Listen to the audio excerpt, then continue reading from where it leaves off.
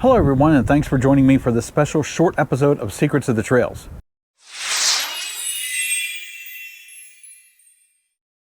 I'm out here in the biggest snowstorm of the year to make a point. If you haven't heard the news from New Jersey, the Garden State recently passed the strictest e-bike law in the country. And this new law has basically left true e-bike riders out in the cold. Speaking of cold, it's too cold out here. I'm going back inside. This isn't just the strictest mobility law in the US. In my opinion, it's also the most idiotic and myopic.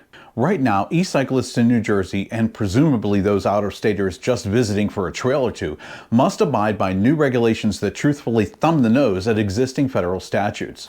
So while opposition to this new law is ongoing, let's break down the essentials of this law in a few minutes. As of January 19, 2026, all e-bicycles in New Jersey are now legally treated as motorized vehicles, not bicycles. New Jersey officially abandoned the three-class e-bike system that's recognized pretty much around the world. The authors of the new law really abused the term motorized bicycles because they've inserted two meanings into this term. They define motorized bicycles as class 2 and 3 e-bicycles, but they also use it as a general term for every e-bicycle in this legislation. Yeah, stupid, I know. So all true e-bikes that conform to class 1, 2, and 3 are now considered motorized bicycles under the rewording of this state's vehicle code that this law changed. But it gets even stranger.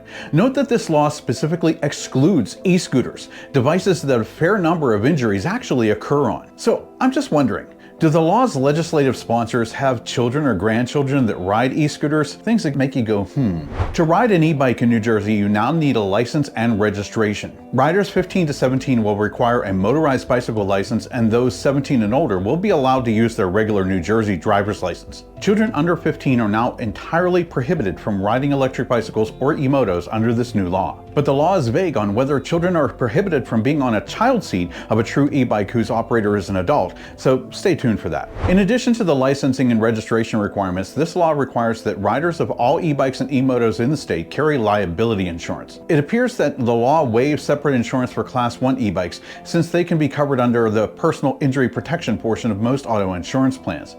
But you'd still want to inform your insurance carrier that you have a class 1 e-bike so that they can add it to your policy, and probably jack up your premium a bit too.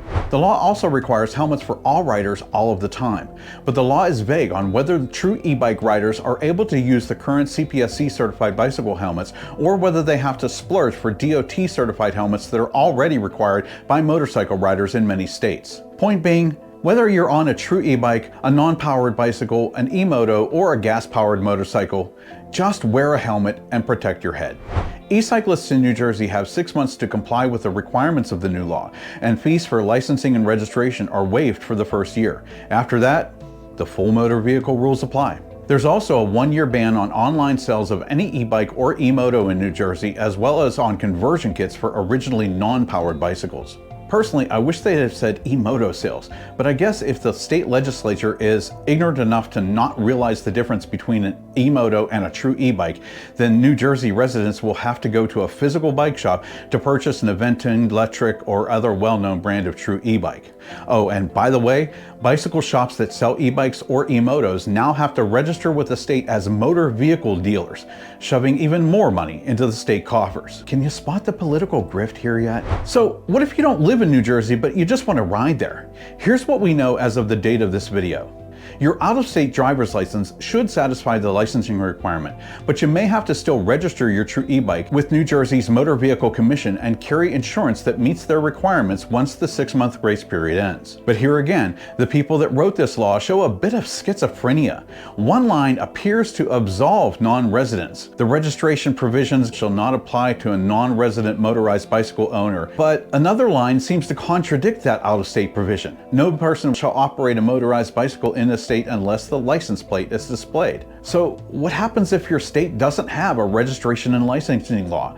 Do they just ignore you in Jersey if you flash out an out-of-state driver's license? We just don't know right now. I'm getting the sense that the people who wrote this law had no idea what they were actually doing here and were just slapping a bunch of incongruent crap together. There are hints that there may be a special permit scheme for out-of-state e-bike riders, but as of the date of this video, that hasn't been confirmed yet. So if you're planning to ride trails in New Jersey, Jersey, call ahead to see if you're even going to be allowed, since some trail managers may ban true e-bikes as a result of this new law. Various local police departments in New Jersey are posting on their Facebook pages about enforcement actions in their municipalities, but I've seen a lot of them handing out inaccurate or confusing information, showing that even the local police don't really have a handle on how to enforce all of this stuff yet.